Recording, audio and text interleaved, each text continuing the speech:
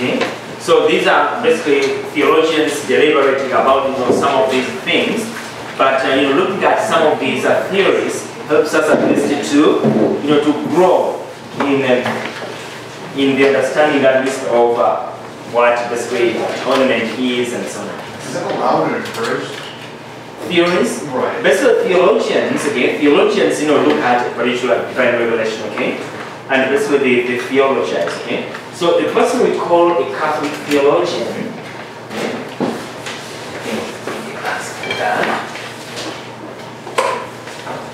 so there are principles that govern Catholic theology. Because there are so many people who claim to be theologians, but they are simply philosophers, okay? They're doing constructs of their own minds. So there's something we call Catholic theology. Okay? And it's not that everything a Catholic theologian speculates about or talks about is church teaching. Okay, for example, one of the greatest theologians in the church is St. Augustine. He had influence over the church for almost 1,000 years until the coming of Thomas Aquinas. He was Augustine for 1,000 years. Most of the things Augustine taught were church teaching. So the church adapted his explanations as her own. So that's why when you study theology and church teaching, many of the principles upon which these teachings are based are from St. Augustine. But now the church takes them, it's no longer Augustine teaching, but it's the church teaching. But not everything Augustine taught is taught by the church.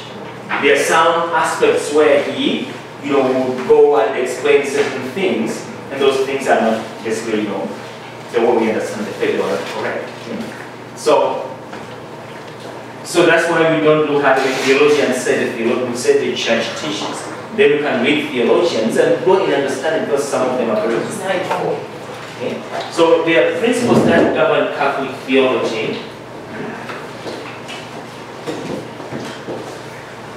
Number one is, these two go together.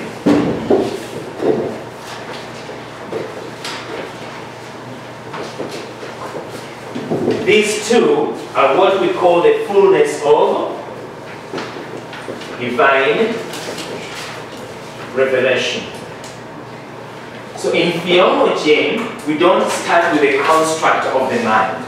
In philosophy, the human being, comes up with something. So the point of departure is the human mind. In theology, it is a revealed truth. That's what you begin with. You don't make up things. Okay? God reveals, and then you explore what God has revealed. Okay? So those two go together. Scripture and tradition is the fullness of divine revelation. Not only Scripture, but Scripture and the sacred tradition. Then number three, you approach it with faith. Okay? A theologian must be a believer.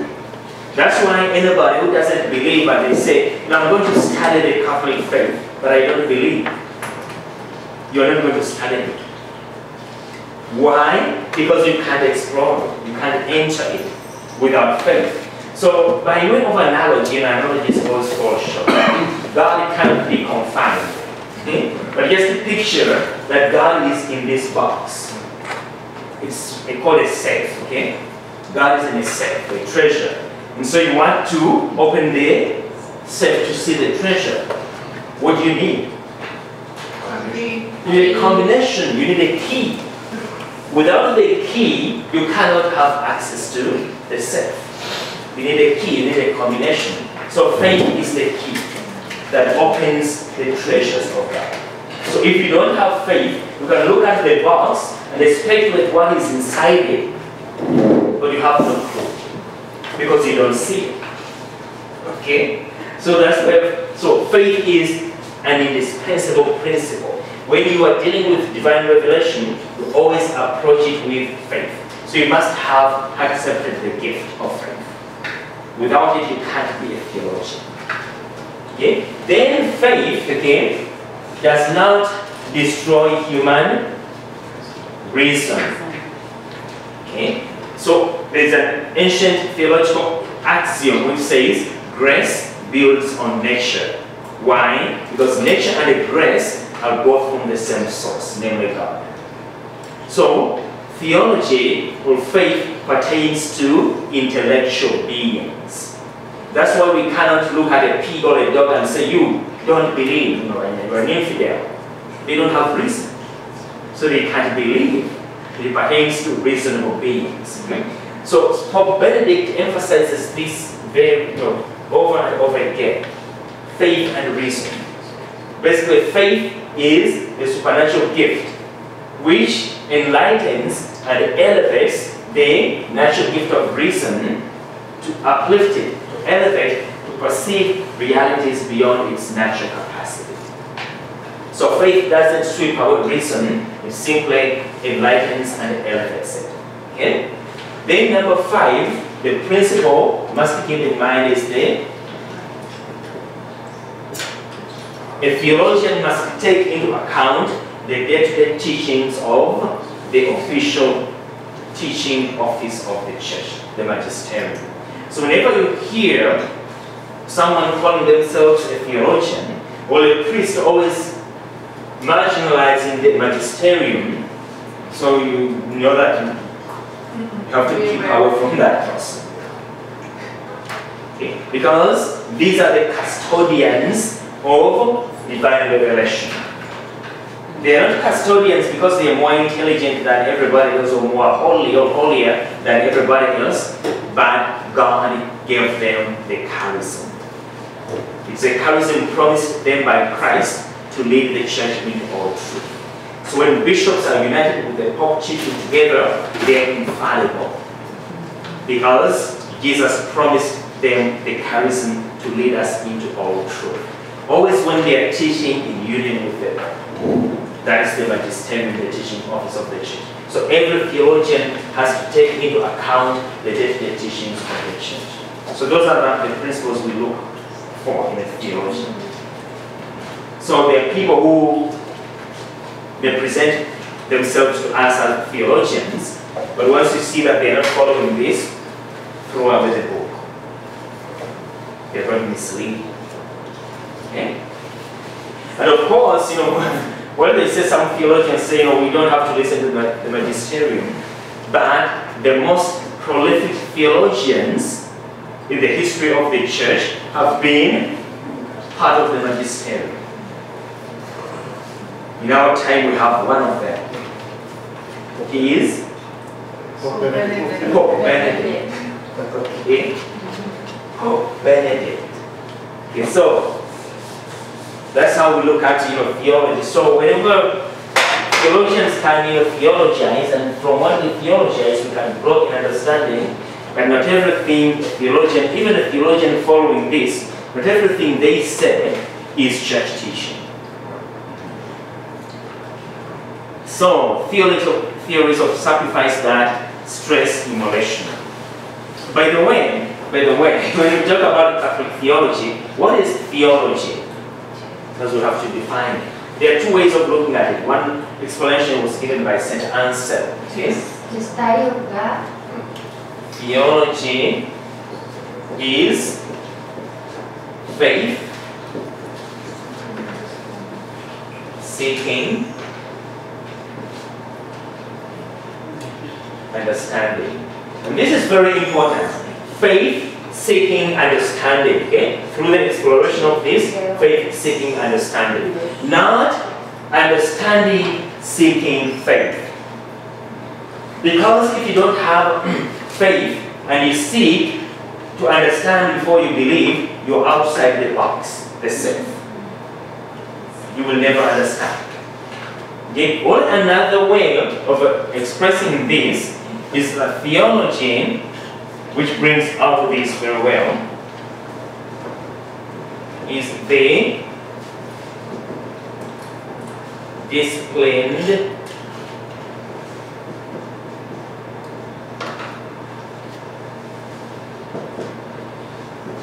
of what is contained in divine revelation, okay?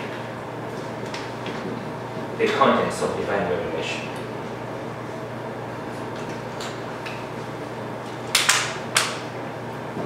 So these words are very important. Okay? A disciplined. This is the discipline. Okay? An exploration. You explore. You don't simply step. You explore.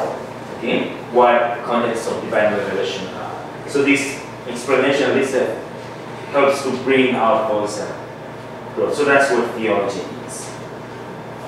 Okay. So immolation theories.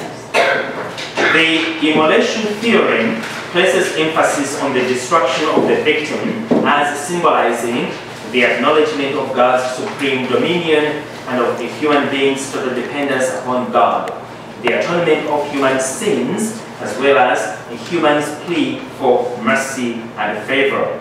So according to this understanding, it is as if the one who offers sacrifice were saying to God, not with mere words, but by striking gestures, by taking the life of this victim, it's like one saying, by taking the life of this victim, I acknowledge that you are Creator and Lord of all, and that my whole life is entirely in your hands. Look favorably upon me and bestow your gifts upon me as I recognize my total dependence on you. By this offering, I also confess that because of my sins, I deserve to be slain as this animal is slain. Have mercy on me, accept the offering of this victim as a substitute for myself, who deserve to be punished for my sins. I place my sins upon this animal, let them be destroyed with its death. You remember talking about the scapegoat? Okay? Okay, so that's the similar idea. So basically that's what immolation theory said, that I deserve to die, but let me take part of what is precious to me to take my place. So that's why in the Old Testament you hear prophets telling the people that your sacrifices are not acceptable to God. Why? Because you take the lame animals, those about to die, the emaciated, those are what you offer to God. And you keep the fat ones for yourself, the good ones for yourself. So, is that how you show your dependence on God? Is that how you show that you are fully atoning for your sins? Yes, so that idea. So, we critique this theory.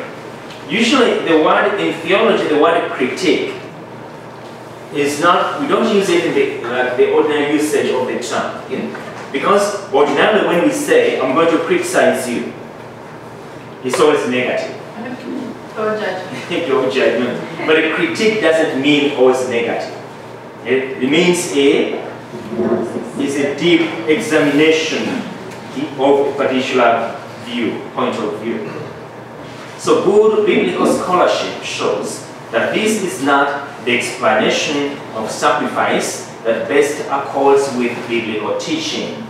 The Bible does not place emphasis on destruction nor on the kind of symbolism described above, but rather on the fact that sacrifice is a gift offered to God as a sign of one's interior devotion. Okay, so we critique this. This immolation theory can be attractive, okay, in its sense, but really, fundamentally, it's not the biblical sense. That's not how mostly the Bible understands that. Now, there would have been people within the tradition, the history of salvation, who understood sacrifice in this sense. Okay? Because, you know, in other pagan cultures, you know, sometimes they do that. And it may have influenced, you know, some in the biblical tradition. But in general, that's not how biblically sacrifice is explained. Okay? So the emphasis is mostly on interior devotion. In a temple sacrifice, the slaying of the victim was not done by the priest, nor was it executed at the altar, but it was done rather by an attendant away from the altar. Okay? So that's what they did. So the most sacred act performed by the priest consisted in burning the body of the victim on the altar and pouring its blood around the altar. It was in this way that the victim was given to God as an expression of the offerer's worship and devotion. Okay. So those who stress this immolation theory seem to confuse sacrifice with the scapegoat ritual. These were not at all the same. The scapegoat ritual was something different, and ritual sacrifice was something different. So in the scapegoat ritual, the sins of the community were symbolically placed upon a goat, which was then driven into the desert where the demons were thought to dwell. You see that in Leviticus chapter 16. Thus, quite literally, though in symbol, taking away the sins of Israel. So on that day of atonement, everybody went back home happy because sins were taken to the desert by the goat. Okay? So because the scapegoat bore the sins of the people, it was considered unclean and was never brought near the altar. So the victim of sacrifice, on the other hand, was considered pure and holy. Because when you confuse the scapegoat with the sacrifice, it becomes very difficult. But also, again, these things, there are certain ways where it's like they intertwine, okay, immolation and oblation. Remember, Jesus was pure and spotless. But that spotless victim was slain for our sins. And we say that he loaded upon himself the entire weight of human sinfulness. Yes, we have to be aware of that as well. So the victim of sacrifice, on the other hand, was considered pure and holy. It was offered on the sacred altar as a spotless gift of God. However, one should note that Isaiah says of the suffering servant that God laid upon him the guilt of us all, and that by his suffering he shall take away the sins of many. We hear that on Good Friday, Holy Week, those readings, okay? Isaiah 53. There was again another teacher. She came from some of these so-called prestigious universities, and she came again to teach us in our study week, the priests. Then she went to Isaiah, the suffering servants of Isaiah, okay, 42, 50, and 53. Then he said, but who is the suffering servant? He's not named, and that is intentional, because it's meant to be all of us.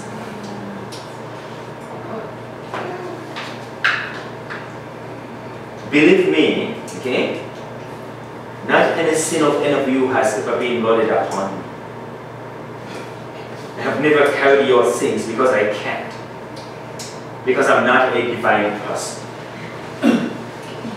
Neither can you carry my sins. Okay, it's only, you see, these things are very disturbing when people do that. What does the church say about these, like the suffering servant song? Why do we read these texts during Holy Week?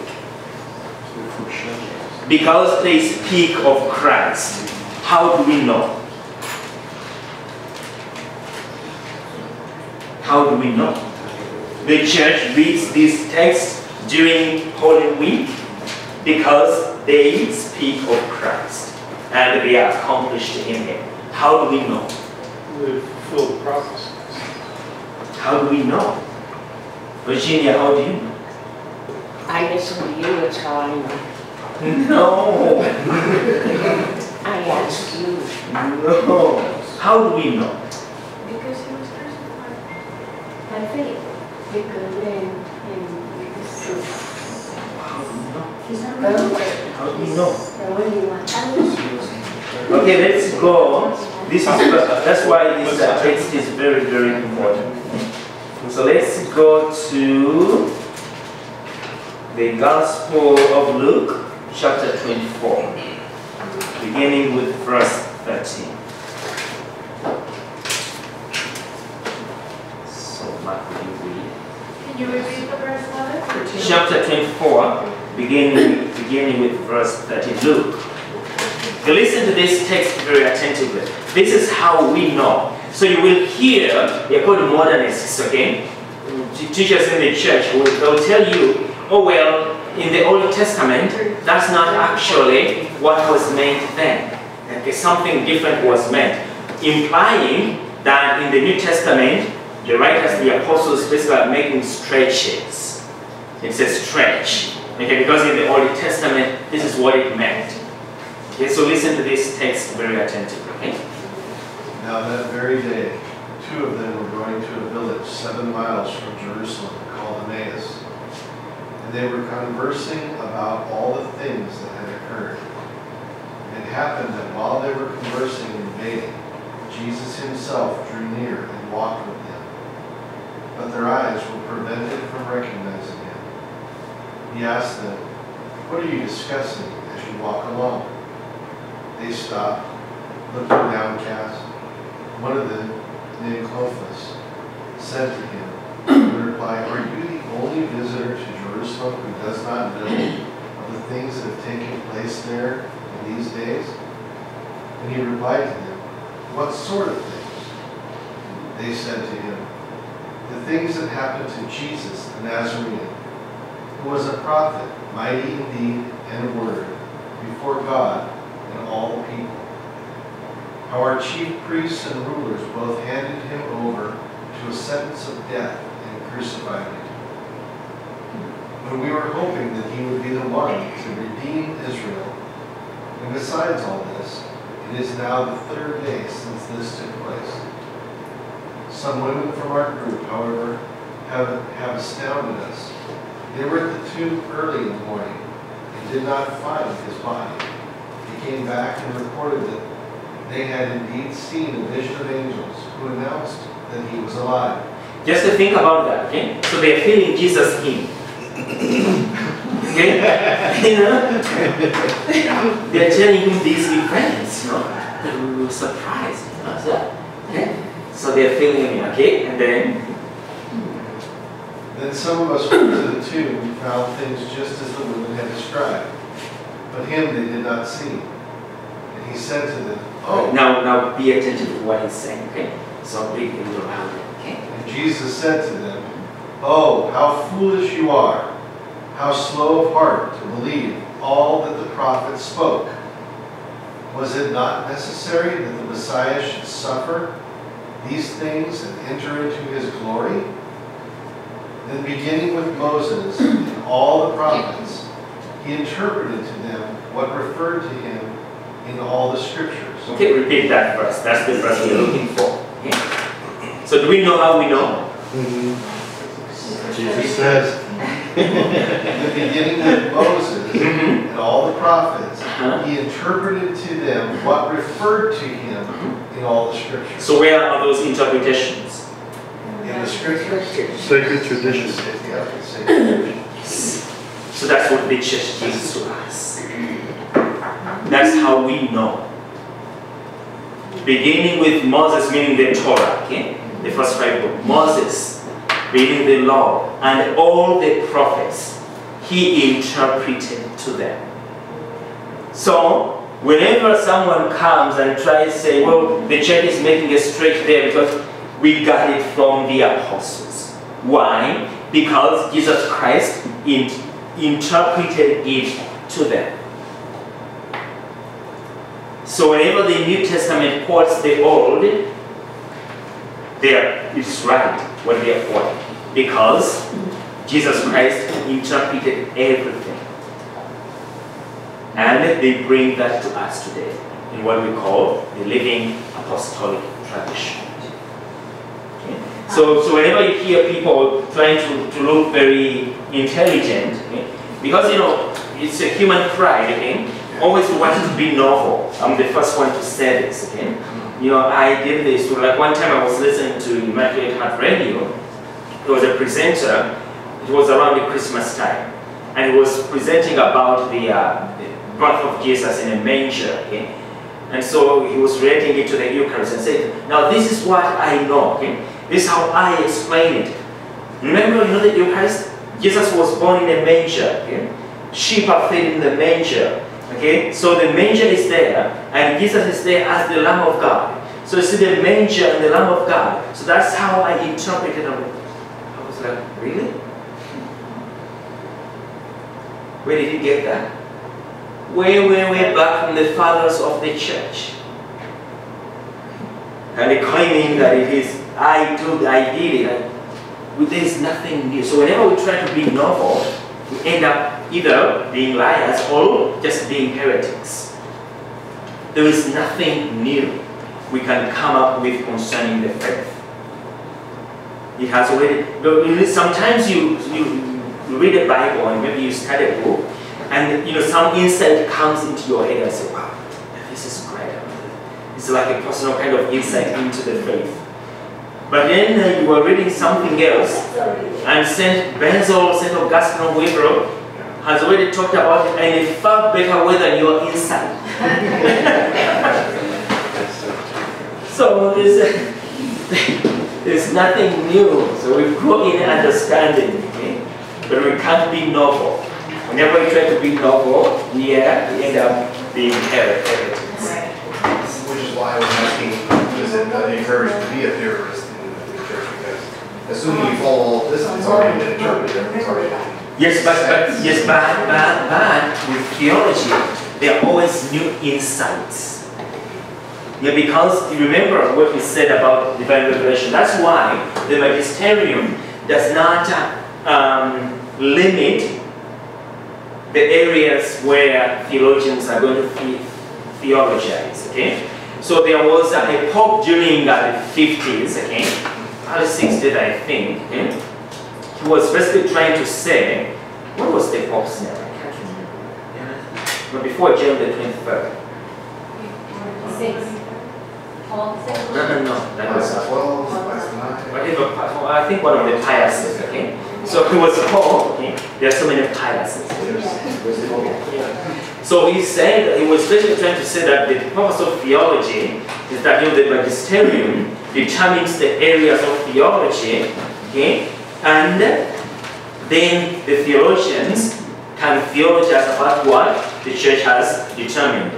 And so there was a young priest during the time, he was a young priest basically at the council, the Vatican Council. That young priest basically challenged the Pope and wrote, no, the magisterium cannot limit or tell theologians that there is this particular area, this is where the limits of your theology should be. Now the church, depending on the signs of the times, can encourage theologians, okay, to basically look more into a particular area. But it can't limit them that you can only look here and not there. So that young priest during the council at that time challenged the Pope and said, no, the work of the magisterium is to tell theologians to see whether what they theologize is in line with church teaching, but not to limit, because you are custodians of the faith, so you can look at a theologian's work and say it's in line with church teaching or it is outside of the scope of basically what the truth is, outside the truth. Do you know who that young priest is? Yes. Was? Who's Joseph Ratzinger. Not knowing that he himself will become Pope. Yeah. Yes. So that's the thing. Okay? So they don't limit you, but they have authority, jurisdiction over what you theologize about. Okay? So you can't simply say, I theologized about this, now it's church teaching. No, it's them who determine whether what your insights are good for us to basically give us a deeper insight in the understanding of divine revelation, in which case they can even take them over and basically become church teaching. Like there was a good theologian during Vatican II, De Lubac. Okay? So many of the writings of Vatican II, the Council, basically are his writings. but the church took them on as her teachings because they basically brought forth the different areas of the faith in a more clear way. A lot of clarity. Okay. So that text is very important for us to always know that when the church teaches, what it teaches officially is the truth. You can't say it's, but we have to always remember officially, the official teachings of the church. Not everything that comes out of the Vatican is an official teaching. Okay? One can say I read from the Lo Salvatore or whatever. Okay? Yes, it can be good, whatever, but it has to be an official teaching. So if it is taught here, it is official. Okay? So that's what we call matters of, and it binds in conscience. Yes. So theories of sacrifice that stress or oblation. Here, sacrifice is offered as a gift, offered to God to signify one's interior devotion. This is more in line with what Scripture says. Just as gifts can be given to fellow humans for a variety of reasons, so a sacrifice can be offered to God for many purposes. To express worship of God as Creator and Lord, to show gratitude or love, to ask forgiveness of sins, to implore God's blessings in all one's needs, etc. So this view of sacrifice sees the act of immolation not primarily as destructive. Not that it ignores it, but it doesn't look at it as destructive, but rather as a way of withdrawing the object from human usage, profane usage, human usage, and giving it over to God. Okay? So the immolation is basically saying that, okay, this particular thing or sacrifice or animal is no longer for human use. It's for divine use. It's set apart for God's use. So that would be the immolation. So when we offer roasted lamb as a gift meal to another human being, we need only prepare the food and allow our guests to eat it. So you don't just bring the whole goat and put it on the table. So of course, we have to kill the lamb and cook it in order to prepare it for eating. But our gesture of friendship focuses on the giving the food, not on killing the animal. Although this must be done to prepare the meal. It is somewhat the same in offering sacrifice to God, but with this additional feature that we have to express the giving of the gift to God and His receiving it by some ritual act, since God does not act in a physical way. So if you have a friend, you kill a rooster for them, you see them, they can receive it. But if you give a rooster to God, how does God receive it? Okay, so you see the difference there.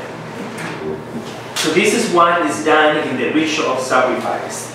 By slaying the victim, burning its body upon the altar, and pouring out its blood around the altar representing the place of encounter with God, will signify that the animal is withdrawn from human use and is given over to God. As the smoke of the sacrifice rises up to the heavens, the victim itself rises up to God. So that's the symbolism. Being given to Him and received by Him. In this understanding of sacrifice, the emphasis is placed on offering. I think you remember Cain and Abel.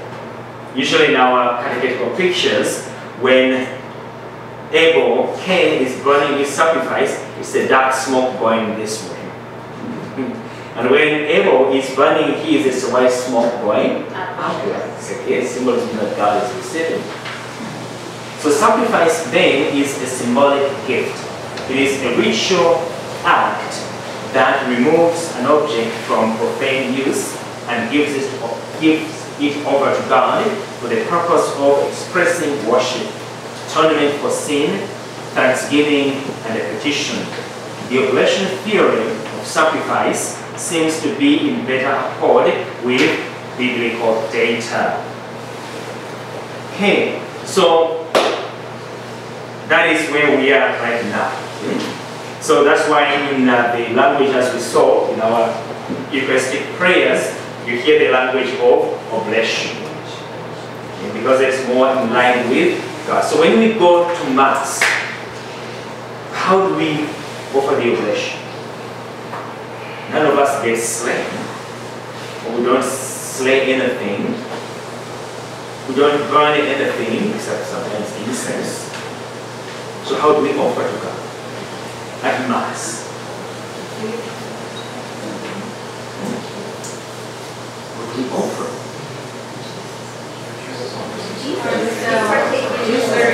What do we offer at Mass?